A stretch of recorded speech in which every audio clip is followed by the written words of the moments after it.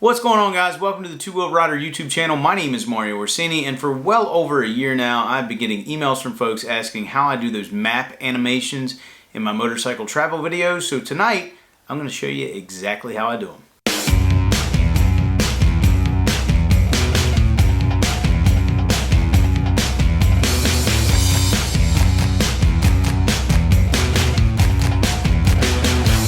So not only have I been getting those emails for over a year, I actually got one earlier today, so I guess it's timely I finally make this video. So I work off a Mac, which I talked about in my last video, so I actually use a Mac-based software called Motion 5. I'm sure there are other softwares out there for Windows. I've never used them. I know Adobe makes something that's very, very similar, so the workflow may be about the same. So if you don't have a Mac and you don't have Motion 5, which isn't that expensive, I think Motion 5 is like a $50 software package. Not that a Mac's cheap, but it's like a $50 software package. I use it for a few other things. I've used it to create some custom titles for my editing software that you guys see in my videos, like the Instagram title and the Facebook titles and stuff like that. But the main thing I use it for is the map animations. The first time I made one, it probably took me like an hour and a half. Now I have a template made up, so it only takes up a couple minutes, but I'm going to show you how to make one from scratch tonight, and it'll probably take like 5-10 minutes, so let's get to work. Alright, so the first thing you need in order to make one of these map animations is a map, and I recommend having an internet connection, so we're just going to go to Google Maps. I'm actually going to make one that I'm going to use here shortly. So I'm going to look up Lexington, South Carolina, because that's where I went, and we're going to pull that up. And then if you want, let's do this again. So then I'm going to go to directions, and I left from Leesburg, Virginia, and we're going to let Google just go ahead and map it out. Perfect. Now, I don't actually want this blue line on here, and this is the route I took anyway. So what I'm going to do is go ahead and click this off, because now I have Lexington on here and I have Leesburg on here, at least well enough. And I'm just going to go ahead and get all this off the screen. Next thing I'm going to do is go up here to File, I'm going to go up to View and enter Full Screen. This is going to give me the full screen view, and then I'm going to start to zoom in as best I can anyway. So I know Columbia's right here, and if I zoom in, I can see Lexington's right there. So because we're traveling such a far distance, we're not necessarily going to have the perfect map set up here, and that's okay. So we want to make sure to give ourselves a little bit of room top and bottom. So I'm good right there. I can probably go in just a little bit further, because here's what we're going to do next. At least on a Mac, and you can do this on any computer, but I'm going to grab a screenshot. But see, that one right there is not going to be any good because I just picked up that satellite part. So I want to make sure this time anyway, I come in. So I want to be just inside of this, and I probably got just a little bit of it, but that's okay. And I want to drag all the way over as far as I can without grabbing any of the like the little 9 dots or squares up there. And I'm going to screenshot it, and that's going to save to my desktop, because that's the way I have mine set up. And I'm just going to go back to View, Exit Full Screen, and I'm going to come over to my editing software at this point. And now I'm going to open up what I just screen captured, which is going to be this one right here. We're going to open it. Now this is an optional thing. You don't have to go in and do this. I just think it looks a little bit better. So I'm using a program called Affinity Pro, which is kind of like Photoshop. I'm just going to come in and adjust the levels and just watch the screen here, because I'm going to bump this to 50% black level, which just darkens everything a little bit. Boom. I just think that looks better. And now I'm going to export this as just a regular old JPEG file, and I'll just save it to my downloads, because once I'm done with it, I'm done with it. Now I'm going to come over here to Motion. I'm going to click on that, and I'm going to go to New Motion Project. But over here, it's got it in 1080, but it only has it in 29.97 frames per second. I want it in 59.94. This is totally up to you, however you want to do it. I've got it set for 10 seconds, which is perfect, and then I'm going to click Open. And this is going to open up a new project. Now this is at 100%. I like to do what's called Fit. Just works better for me. See, it makes everything a little bit smaller. I'm going to right-click Import, and for some reason my computer is moving really, really slow tonight. I'm going to go to my downloads. What is it called? So I'm going to scroll down and find it because I think I can just drag it over. Boom. All right, so now you see how this fits in here. It's not perfect. So I believe it's, so I want to change the scale of it so it fits the entire screen. So I'm going to hold down on my shift key and just make it bigger. But what we want to be certain of here is that we don't make it too large that we can't fit the area in that we want to show. So that's probably going to be a little bit big. So we're going to shrink it up just a little bit because Columbia is on down here. And we just want to make sure it fits within the screen. Now I'm showing up as a blue dot right here, which I don't particularly like. So we can probably make this just a little bit bigger because Google's picking up my current location. All right, so now that fits to the screen. I know Leesburg's right up around here. I know Lexington's right about here. So what do we do next? Well, it's kind of up to you, but the next thing I like to do is see this square. I'm going to hold down on the C button as I click the square. And now it's going to let me make a circle, and I'm going to keep it relatively small. All right, so it made a white circle. Now if I come over here to Inspector, I can click the fill color, pick red. You can pick whatever color you want. That's the color I like to do. And then I'm going to drag it up here to basically where about Leesburg is. We're good to go. I'm going to right click. I'm going to duplicate. And then I'm going to drag the new one down here to where Lexington approximately is. It doesn't have to be perfect. Next thing I'm going to do, I like this to pop in personally on mine. They pop in at 5 seconds.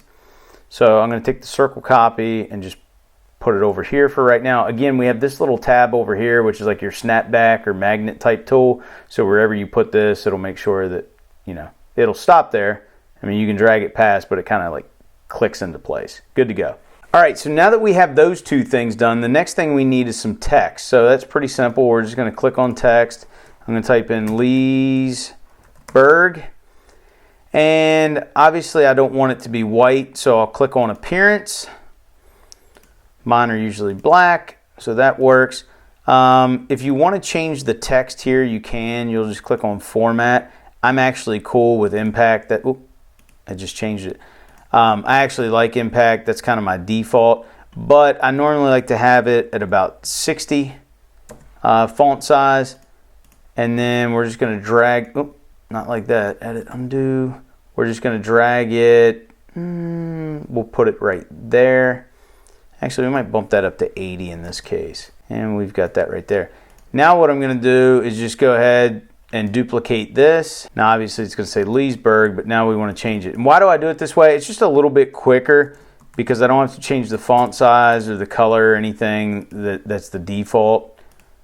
And then I know it's going to pop in down around here, so we'll just set it right here for right now. The other thing I want to do is drag it out to 5 seconds. The next part's probably the hardest part, and it's the most time-consuming part. We're going to click on the Bezier tool, and I'm going to start right here on right in the middle of the circle, and then I'm just going to kind of, this is the route I know I took. And basically all I'm doing is just clicking on different points of I-95. You want to try to follow the line as best you can. It doesn't have to be perfect. I actually went through the city of Richmond instead of taking the bypass around. And this, like I said, this is kind of the most time-consuming part. So we're going to get this done.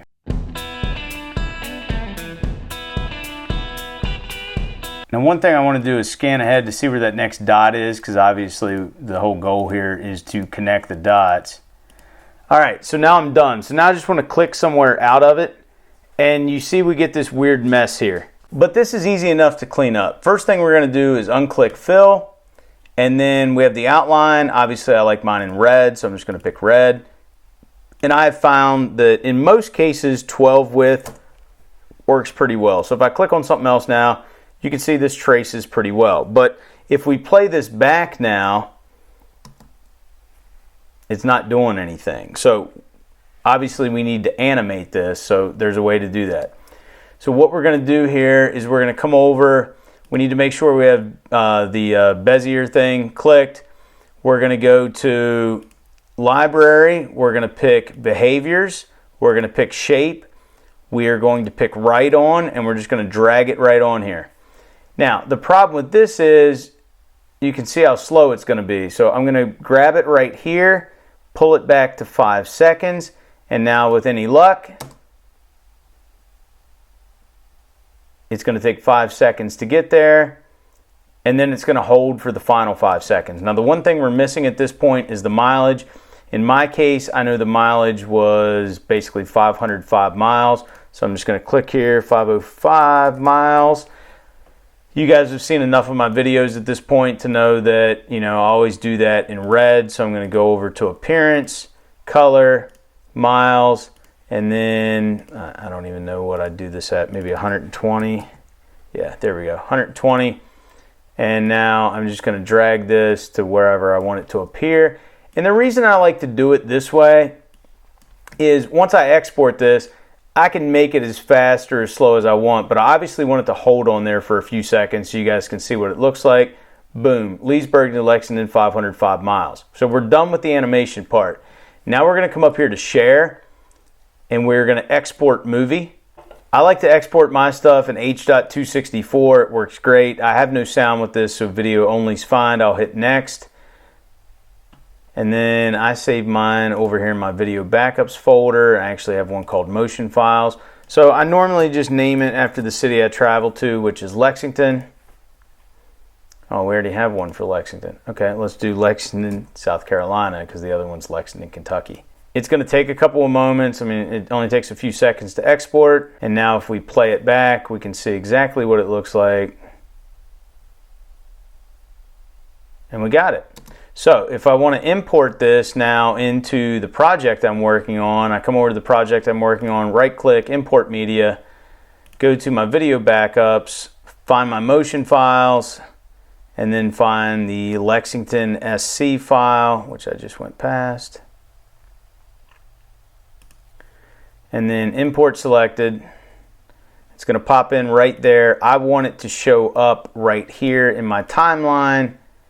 And again, if I want to speed certain sections of it up, I can. And then, once it gets to here, I can kind of cut it and then, throw in some sort of fade or whatever I want to do. But that's the whole thing. That's how I make the animated map files for my travel videos.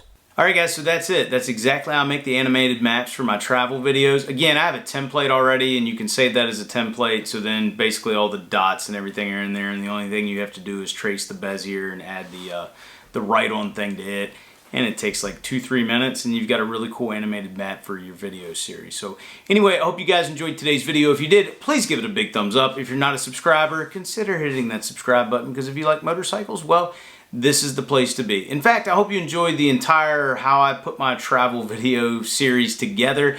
But if you have any questions about anything I went over in this video or any of the videos previously, obviously let me know those down in the comment section below, and I will do my best to try to answer them, because I look forward to watching your all's travel videos. I hope they're a lot of fun, and I hope you guys have a lot of fun both traveling on your motorcycle and making the videos. And as always, I'll talk to you again soon.